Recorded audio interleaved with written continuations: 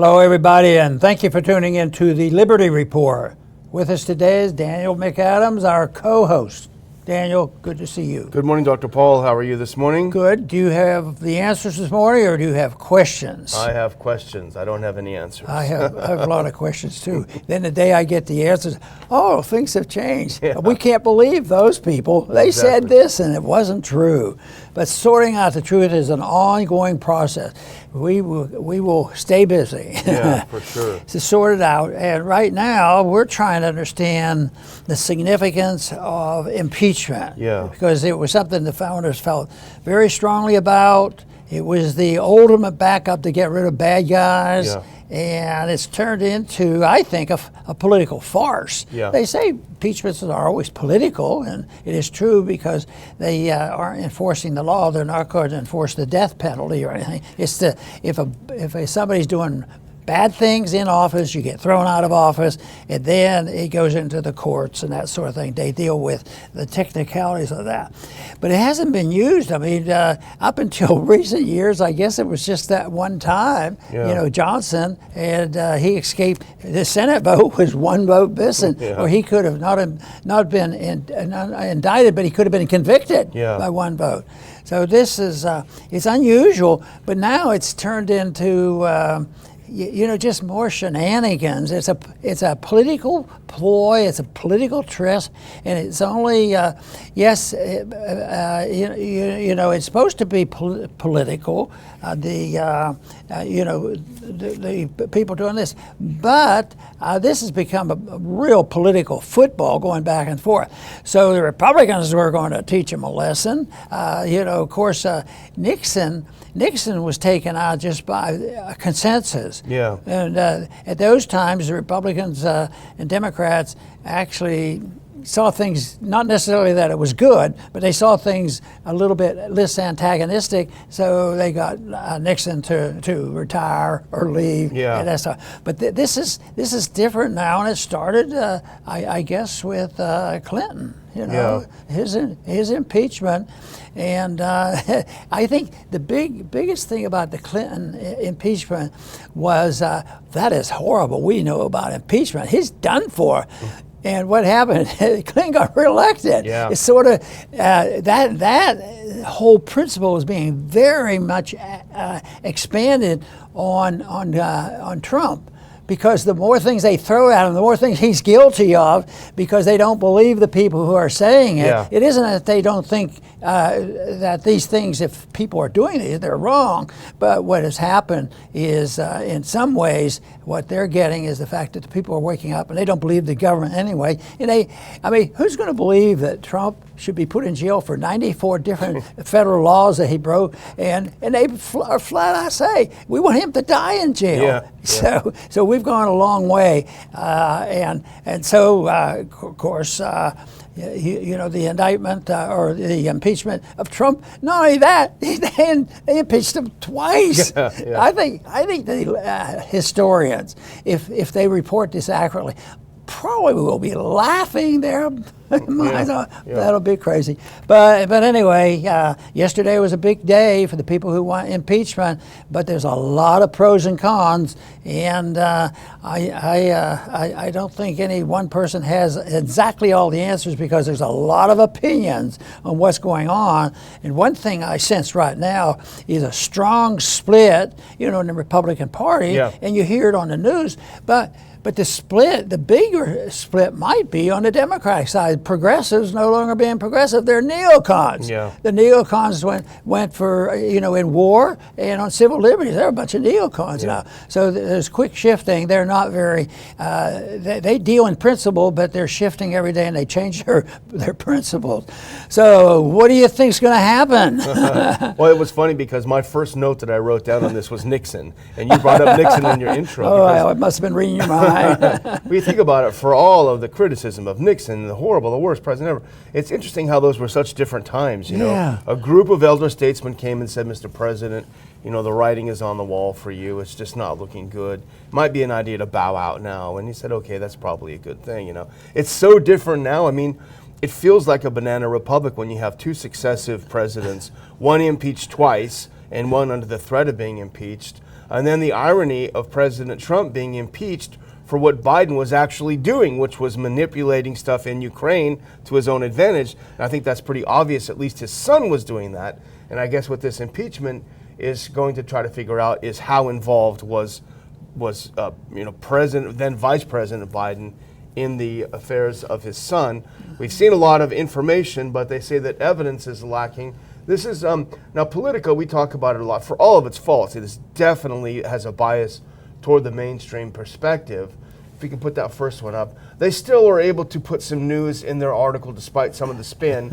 And this is what you and I both looked at this morning. 7 key questions about McCarthy's impeachment push. And I think they did a pretty good lineup of what the real issues are. This is their playbook section, which is pretty useful, I think.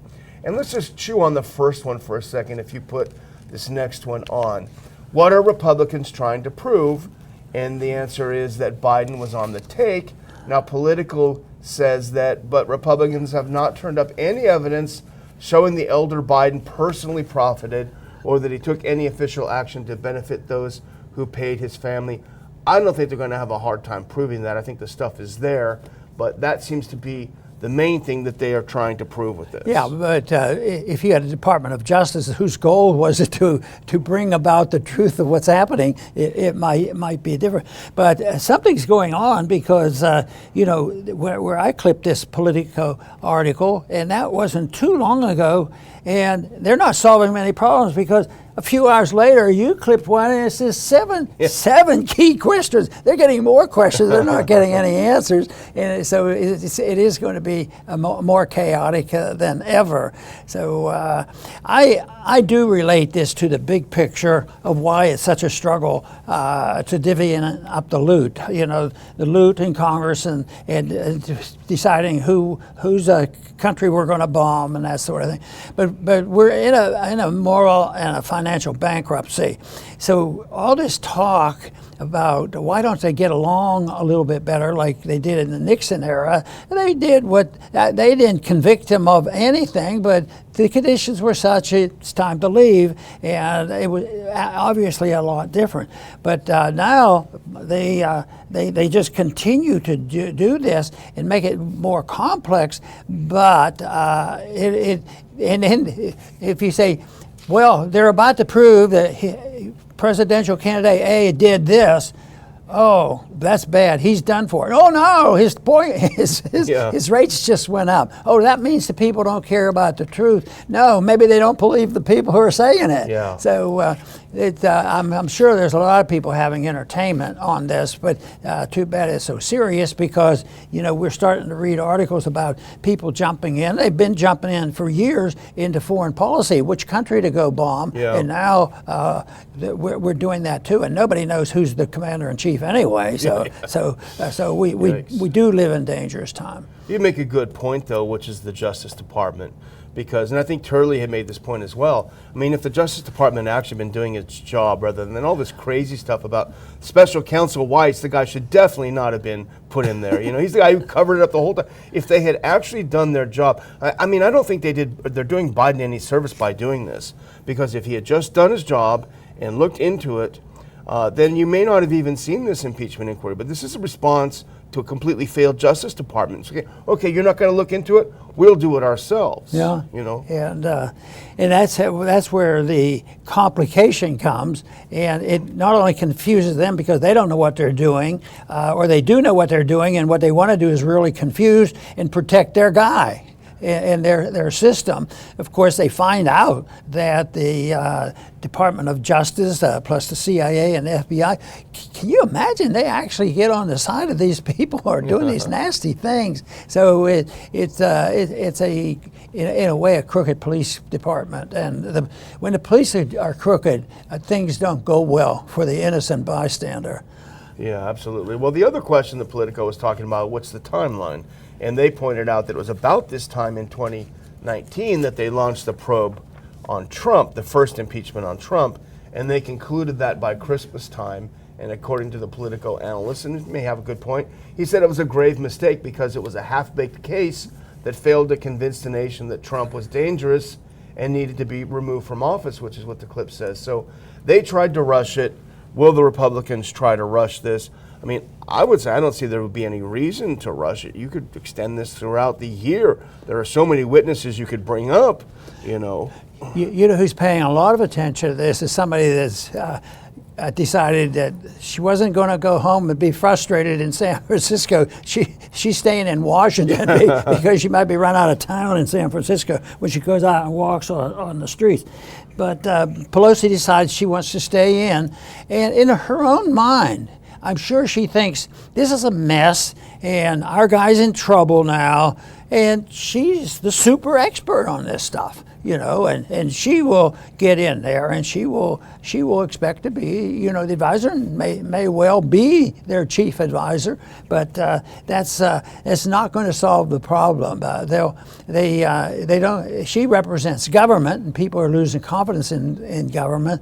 So it's going to increase the division if we have to listen to her constantly, or her control. So we'll have to see. I mean, I think the only mitigating factor on the timeline is the media issue, because the media, obviously the mainstream media is 100% on the side of Biden and 100% against the Republicans. I mean, even Fox News is definitely not a pro-Republican outlet at all, and now the Tucker's gone especially.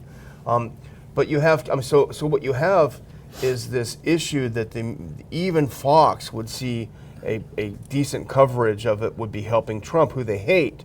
So they're not going to give it. The mainstream media, forget it. It's like, what if you gave an impeachment and nobody showed up? You know, the old saying about war. So it's, in terms of the mainstream media, this is going to be invisible. So at least in 60, 70% of the nation is not going to see very much. It's only those that seek out alternative news. Maybe they're able to see Newsmax or OAN network, and all of these. They're good, and they are becoming more prominent, but they don't have the power. The same with the New York Times. They're not going to report honestly about it. If you made the argument that it's going to be a bottleneck all the way up to the election, and you could say, well, you know, the best thing is now it's out there for the people to decide. You know, vote this way, you're for the impeachment, vote that way. Oh, it gets complicated. Whom are we going to impeach? If should we get ready to impeach Trump or whatnot? So they're going to keep it in a bottleneck, and people will be more confused than ever. I think both sides are going to get to the point where maybe there's no winners here, and just march on up there. And you say, well, this gives a chance for the people. This gives democracy a chance to show how powerful it is. But the whole thing is who counts the votes? Yeah. You know, who counts the votes? But no, that means if you say that all the votes went kind of, you're a conspirator in a negative sense. You're the worst person in the world. You mean all the votes? Yeah. Either ones that come in 2 or 3 days later, you had to count them? Well, there are votes, you know. So, and people, one half says, yeah, that's true, and the other half says, oh, it's not true, and it doesn't matter because, they make excuses. So it's not very, I think, I was thinking about all this stuff the other day. When they talk about, having these votes to make decisions, I got to thinking, well, this is what democracy brings. Yeah. But whoever gets control of the power, they say, well, you get 51% to get control of the power, but I don't think Soros is 51%, and he got control of a lot of stuff. And there's other people who control the Fed. Do you think they had 51% of the vote from the people? The people are just waking up about that. So. Yeah. Well, this crazy thing in Georgia, they not only indicted all these however many people, but there was like 38 people they wanted to indict, and some of them were members of the Senate, like Lindsey Graham, and some of them were even former members who dared to question the election. So you got to be careful; they're going to come after you. They take you down to Georgia. I mean, it's funny, but it's not funny because these guys are total nuts. Yeah, it is. Well, go ahead. No, I was wrong. I think we're on the same page right now, which is will there be public hearings? If we can put that one up, because that's another question they ask, and I think it's worth asking. And they point out that the Democrats tried to avoid public hearings, and that Republicans have claimed that they will air their case before the cameras. Now that goes back to what we were saying before, which is if they hold an impeachment and nobody comes, i.e. none of the main networks.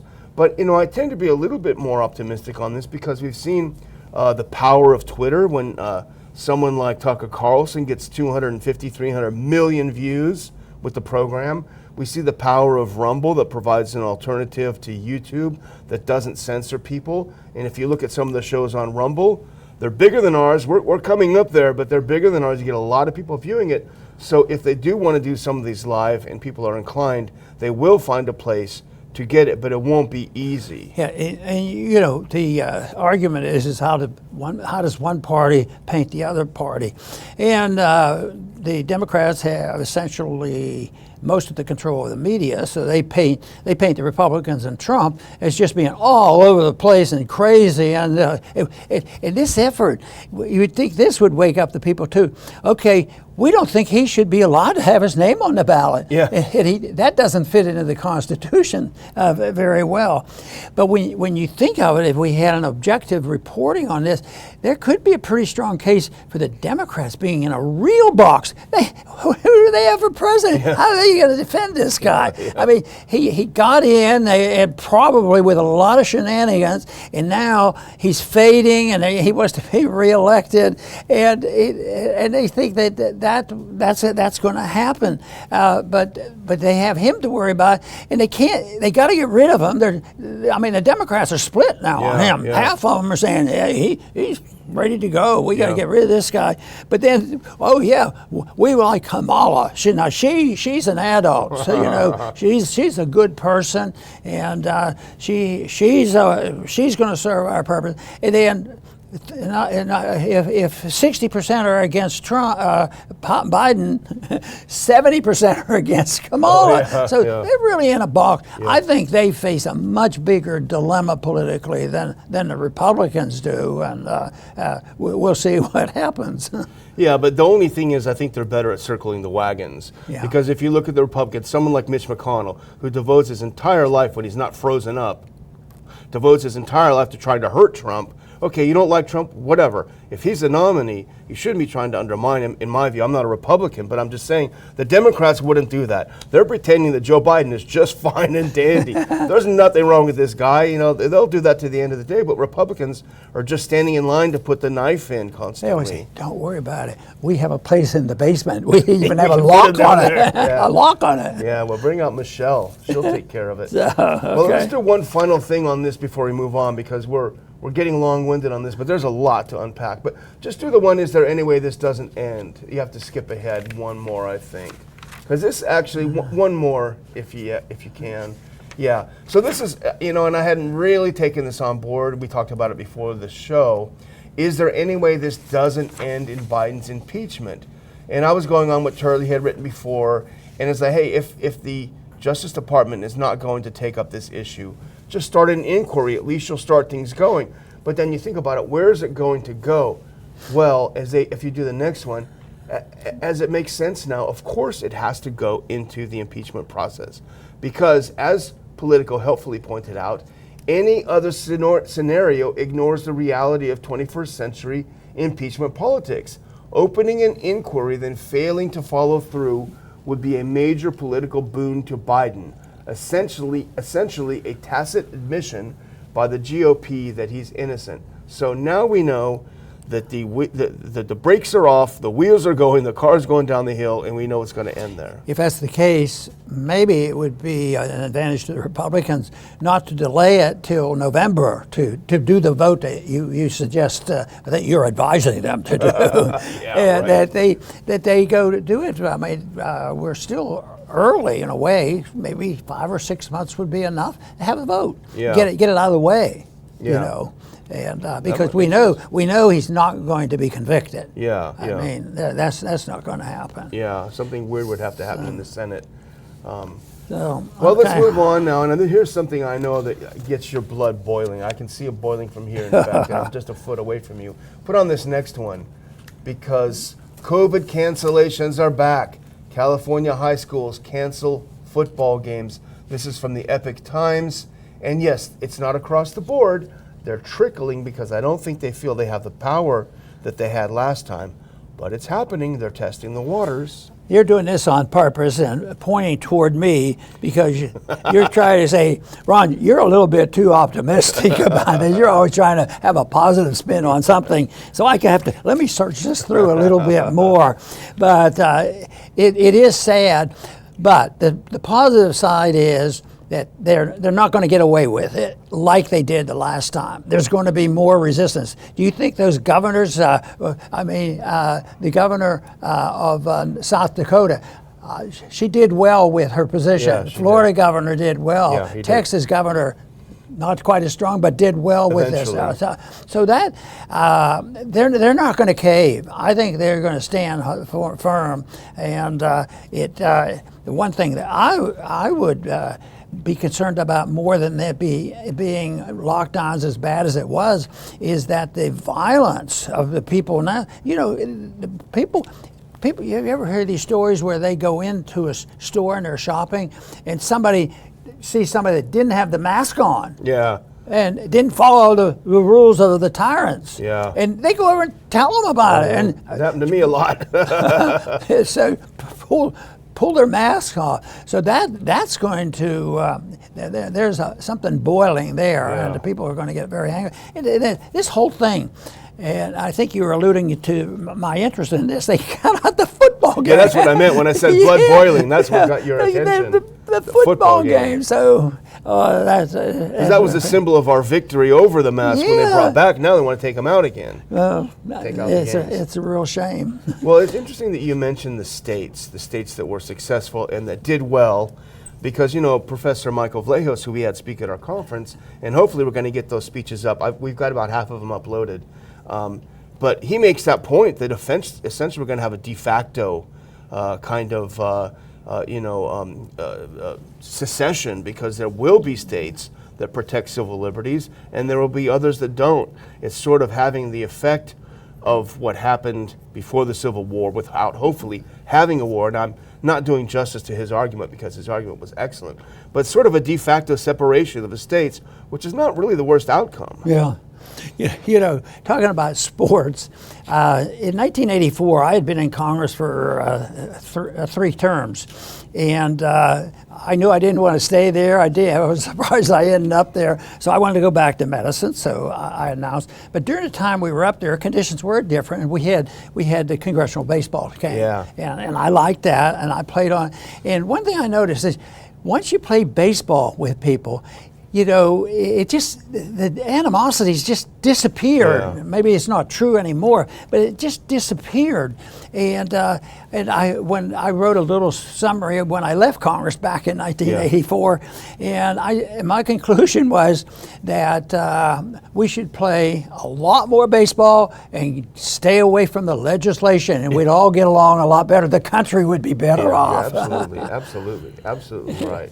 Well, we'll see what happens. It's just a trickle right now. A couple of games canceled, but that they're just hot and bothered over there in California. You just can't wait for more canceling. But there's one story written, and I don't know whether it probably just a pure opinion because nobody has this much clout. They said what they're doing is they're testing the waters. Yeah. Are the people going to roll over, or is there going to be a lot of resistance? Because they didn't have a national mandate come up. They hit it here and here, and they're testing it, trying to see it. Well, why don't they go to Florida and South Dakota, a few places like that? Yeah, absolutely.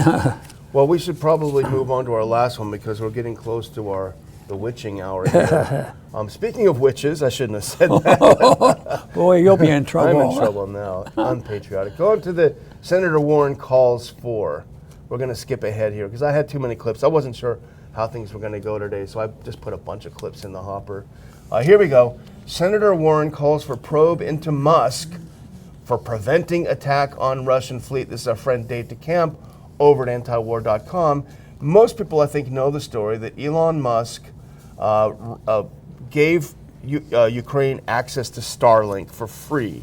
And that's his constellation of satellites that provide internet capability for people. He gave that to Ukraine for free. And so apparently what happened is it was not covering Crimea. And he actually just came out and said today, we weren't covering Crimea because Russia was under sanctions and Crimea is part of Russia. But anyway, it was never turned on for Crimea. And he apparently got a call saying, turn it on for Crimea. And he said, no, I'm not going to do that. He said, we're going to have an attack. He said, no, I don't want to be part of that. And so now Senator Warren, if you can put it back up, that's kind of a quick thumbnail. She's mad. They were going to take out the entire Black Sea Fleet. She's furious because we weren't able to get Russia its Pearl Harbor.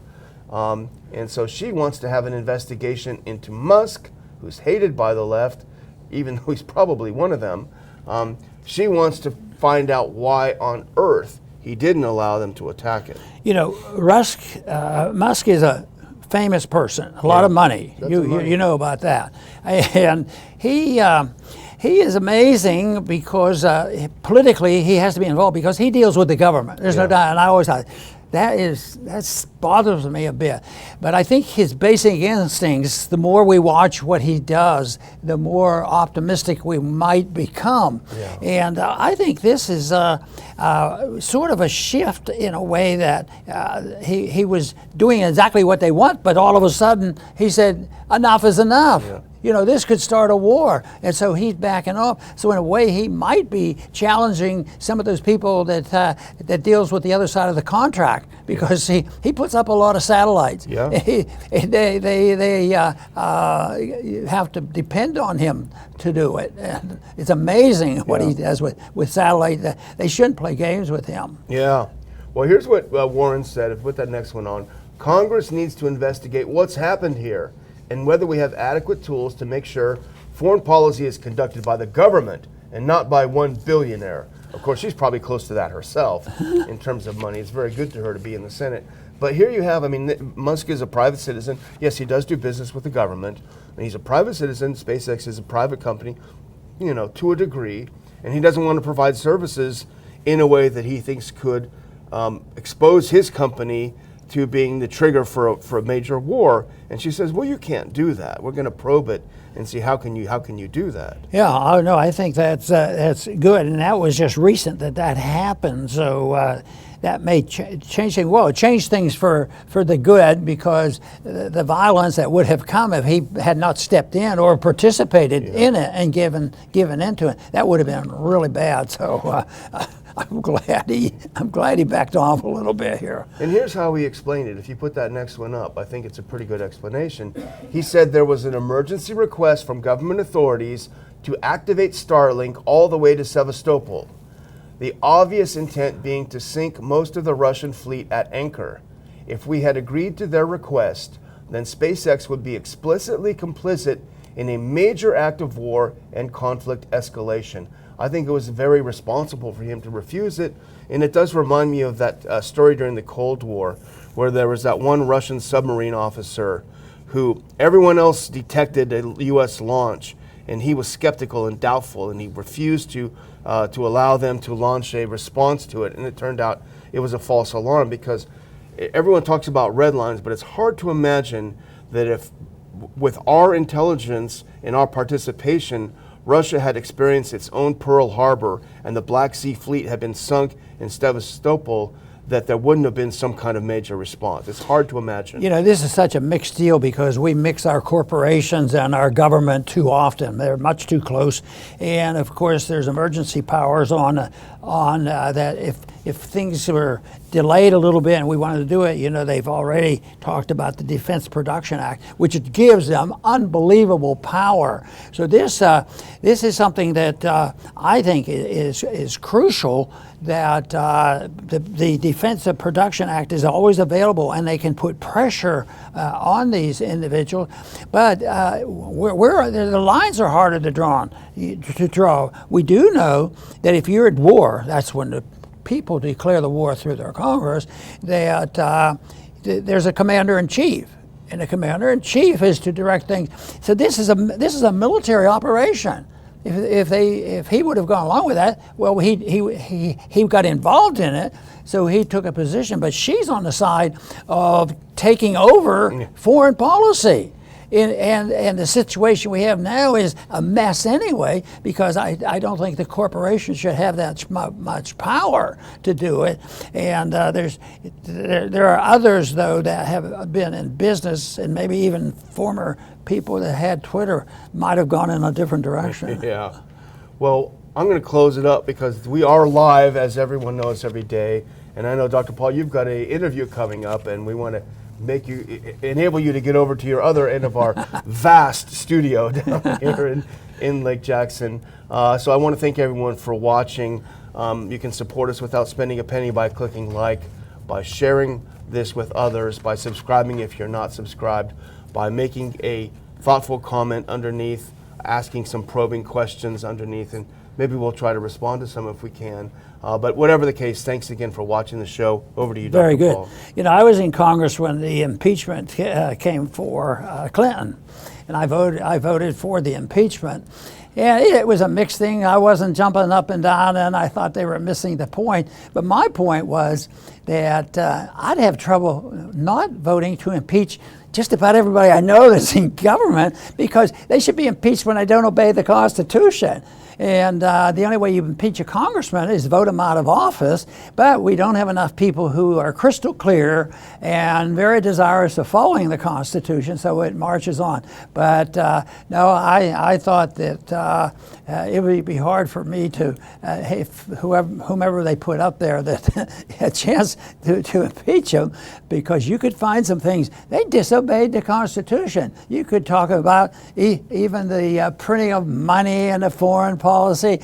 How about the transfer of wealth from one group to another, and all the looting going on and the viciousness of the taxes? I don't want to get into that, because I'm sure our viewers are very much aware of the shortcomings of governments that's there for our benevolence. They're there to help take care of us, make us safe and prosperous. And they're not doing a very good job, and that's why I vote for peace and prosperity as soon as we can get it. I want to thank everybody for tuning in today to the Liberty Report. Please come back soon.